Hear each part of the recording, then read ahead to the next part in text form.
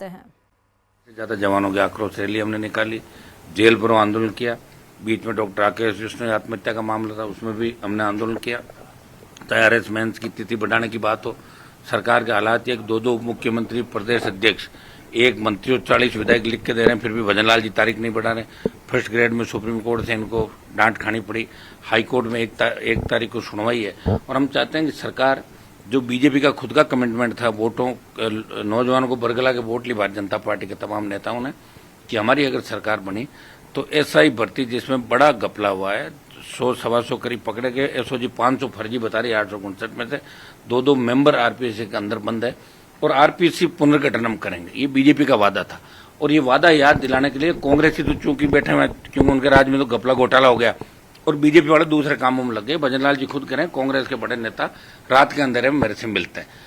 तो निश्चित रूप से राजस्थान को बचाने के लिए किसी को निकलना पड़ेगा और निकलता हुआ मुझे कोई दिख नहीं रहा। हनुमान बेनीवाल जिस तरह पहले आंदोलन कर रहा था, प्रयास कर रहा था, वही आंदोलन प्रयास में रहा है। 1 तारीख को अगर फैसला सरकार हमारे पक्ष में नहीं करती है या नहीं देती तो फिर दिल्ली कूच का कार्यक्रम भी हमारा रहेगा।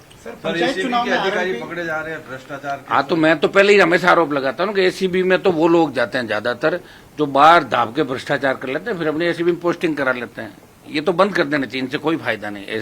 ये आप एसओजी के अंदर देखिए मुझे कि 3 के साथ 1 फ्री, 3 को ले जाओ मुलजिम को, 1 करोड़ देकर चौथा निकलवा लो 4 मुलजिम में से। ये एसओजी में सेटलमेंट करूँ। मैं कह रहा हूँ कि सारी जांच एजेंसियों का ये तो दुर्भाग्य है और जिनकी सरकार है उन्होंने दुरुपयोग किया।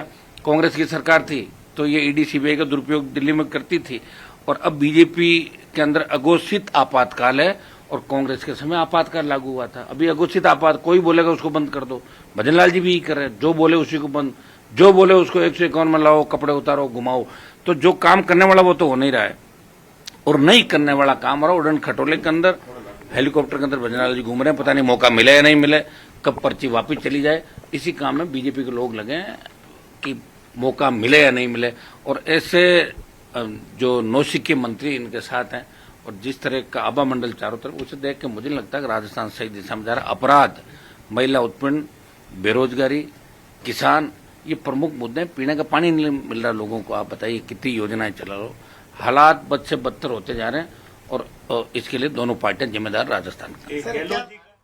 और चलिए इसी के साथ ही